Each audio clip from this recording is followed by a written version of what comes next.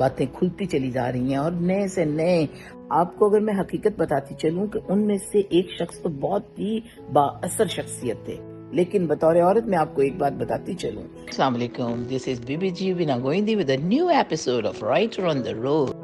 علیکم دوستو، آج میں جس ٹاپک کے بارے میں بات کرنے آئی ہوں، بڑی دکھی دل کے ساتھ یقین مانیں کہ میرا دل نہیں چاہ رہا تھا، لیکن مجھے بہت تشویش ہو رہی تھی کہ ہم آخر کہاں تک جائیں گے، کہاں سے کبھی کوئی واقعہ ہو جاتا ہے، کبھی کچھ ہو جاتا ہے، کہاں پر خواتین، لڑکیاں، بچیاں اور ہمارے معاشرے کے مرد کن حالات سے دوچار ہوئے ہیں، یہ کس کے پیچھے پڑ گئے ہیں، ان کی ہوس، ان کی خواہش اور ان کی چیزیں ختم ہونے کا نام کیوں نہیں لے رہی۔ اس لیے کوشش میں نے بہت کر کے میں نے ہمت کی کہ میں آج اس کے بارے میں بات کروں۔ تو ہم بات کریں گے خلیل الرحمن قمر کی بات سے، ان کے واقعے سے بات شروع کریں گے۔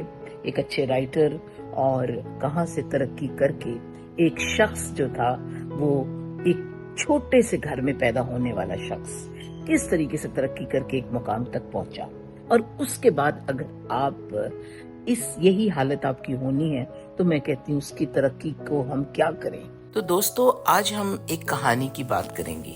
یہ کہانی خلیل الرحمن قمر نے نہیں لکھی، بلکہ یہ کہانی وہ ہے جو ہمارے معاشرے میں ہر وقت ہوتی جا رہی ہے۔ یہ کہانی وہ ہے جو ہمارے معاشرے میں وقتاً فوقتاً یہ کہانی ہوتی رہتی ہے، لکھی جاتی ہے، دیکھی جاتی ہے، سنی جاتی ہے، پڑھی جاتی ہے۔ تو یہ کہانی 3 لوگوں کے گرد گھومتی ہے، اور اس میں چوتھا کردار، یعنی کہ 3 کردار ہے۔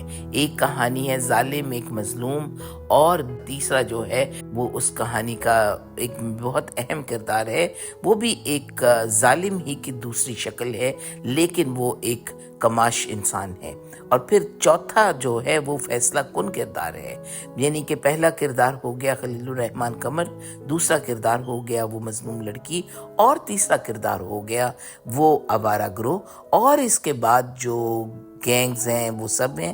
لیکن سب سے اہم کردار معاشرے کا وہ کردار ہے جو کہ ہمارے ادارے ہیں، پولیس ہے، عدلیہ ہے، یہ تمام اور ہم خود ہیں، یعنی کہ یہ وہ کردار ہیں، 4 کہانی کے کردار جن کے گرد یہ کہانی ہمیشہ سے گھوم رہی ہے۔ اب فیصلہ یہ ہے کہ یہ چوتھا کردار جو ہے معاشرے کا، یہ بہت اہم ہے۔ کیوں کسی معاشرے کی تعمیر، ترقی اور ان سے ہم بہتر شکل معاشرے کی بنا سکتے ہیں، وہ اس چوتھے کردار کے اوپر ہے۔ یقین مانے تمام کرداروں کو جب معلوم ہوگا کہ چوتھا کردار بہت مضبوط ہے اور وہ کردار جو ہے وہ انصاف کرے گا، تو پھر یہ 3 کردار بھی اپنے اپنے کام کو بہت ہی صحیح انداز سے کریں گے، یہ سوچیں گے کہ یہ انصاف جو ہے وہ کسی کو بھی مل سکتا ہے۔ تو اسی طرح آج مجھے قندیل بلوچ بھی یاد آ رہی ہیں۔ ہمیشہ یہ جو دوسرا کردار جو مظلوم کا ہوتا ہے، وہ ایک معاشرے کا پسا ہوا ایک ایسی بچی ہوتی ہے جو چھوٹی عمر کی ہوتی ہے۔ تو آج ہم اس کہانی کا ہی ذکر کرتے ہیں، لیکن آج کی اس واقعے میں جو ہو رہا ہے وہ آپ کو پوری تفصیل اس کی پتہ ہے کہ اس میں ایک لڑکی آمنہ عروج ہے، اور اب تو بے شمار اس میں اور بھی باتیں کھلتی چلی جا رہی ہیں، اور نئے سے نئے ہر آئے شخص اس کے بارے میں بات کر رہے ہیں۔ اس میں ہمیں اس ٹاپک کے بارے میں کیا بات کریں کہ وہ کہاں پہ انوالو تھے، آمنہ عروج انوالو تھی یا یہ گینگ تھا۔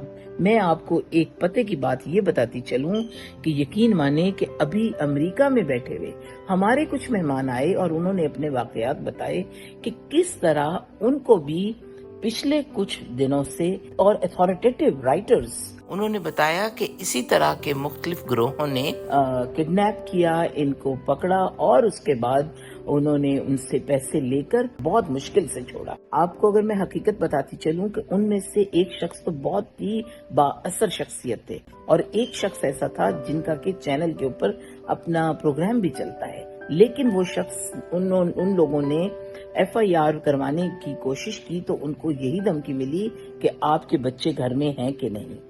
تو اس طرح کے بھی گروہ پل رہے ہیں۔ یہ تو ہو گئی ایک بات۔ تو اب ہم آ جاتے ہیں خلیل الرحمن قمر کے واقعے کی طرف۔ یہ واقعہ بہت پیچیدہ نہیں ہے، یہ بڑا عام سا واقعہ ہے۔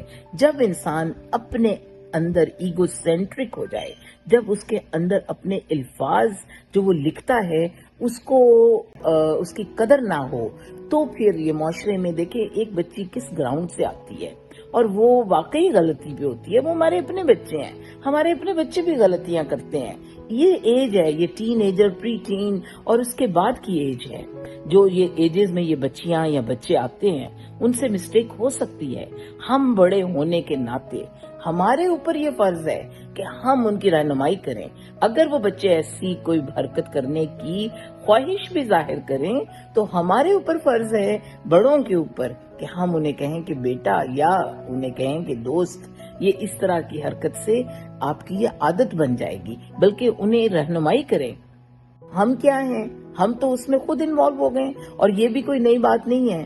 یقین مانیں کہ مجھے شرم آ رہی ہے بطور رائٹر کہ میں آج اس کے بارے میں اس لیے بات کر رہی ہوں کہ ہمارے ہاں کیسے رائٹرز اس طرح کی حرکتوں کے ظاہر ہوں گے، لیکن یقین مانیں کہ خلیل الرحمان قمر کو جتنی رب نے عزت دی تھی، جو کچھ دیا تھا، اس کے بعد اس بات کا آنا ایک بہت ہی صدمے کی بات ہے. اس لیے چونکہ میری دعا ہے کہ ہم اس واقعے کو مزید آگے نہ بڑھائیں، اس لیے چونکہ اس کے اوپر ہم شرمندہ ہوں اور سب لوگ ایک دوسرے سے معافی مانگیں اور اپنے آپ کی درستگی کریں. ابھی مزے کی بات سن، میں ابھی دیکھ رہی تھی ایک پروگرام کہ وہ ایک صاحب، غالباً وہ وکیل ہیں، وہ آگے یہ کہہ رہے تھے کہ کس طرح ہم اگر کوئی بندہ بند کمرے میں برائی کر رہا ہے تو وہ برائی نہیں ہے، وہ کون سا لبرٹی چوک میں برائی کر رہے ہیں. اس طرح کی باتیں کرنا، اس طرح کی سوچ کو رکھنا جس معاشرے میں ہو، تو پھر آپ ان سے کیا توقع کر سکتے ہیں؟ یعنی کہ وکیل آپ کو اس چیز کی، اب دیر ہے بعد میں وہ صاحب پھر تھوڑا سا لائن پہ آئے اپنی جو ان کی تھی اینکر، ان کے کہنے پہ، لیکن ادروائز تو وہ اس کے اوپر مصر تھے. وہ یہ کہے جا رہے تھے کہ کس طریقے سے لیکن ہمیں کنڈیم کرنا پڑے گا. ہمیں ان بچیوں کو تو راہ راست پہ لانا ہے. دیکھیں آپ ایک بات کا دھیان رکھیے کہ وہ بچے کن گراؤنڈ سے آتے ہیں جو وہ اپنے گھر کی کفالت کرنا چاہتی ہیں.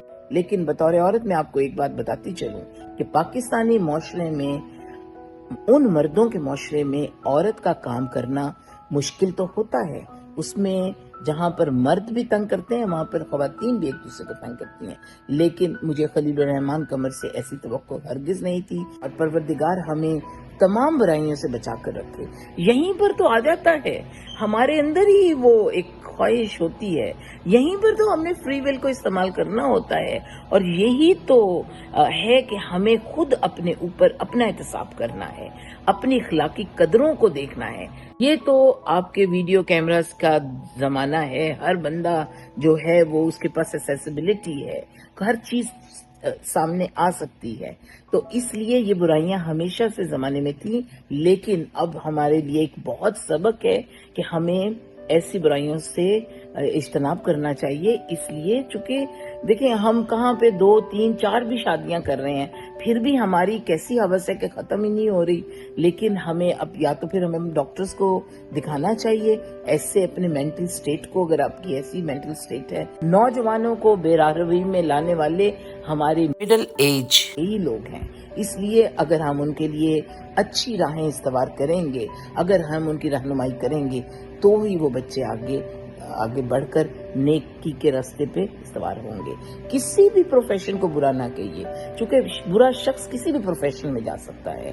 تو رب ہماری عزتوں کو محفوظ رکھے. اب دیکھیں یہ کیس کیسے جاتا ہے. اس کے ساتھ ہی مجھے آج کے اس شارٹ پروگرام سے اجازت دیجیے.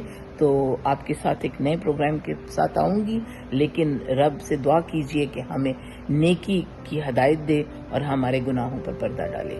السلام علیکم.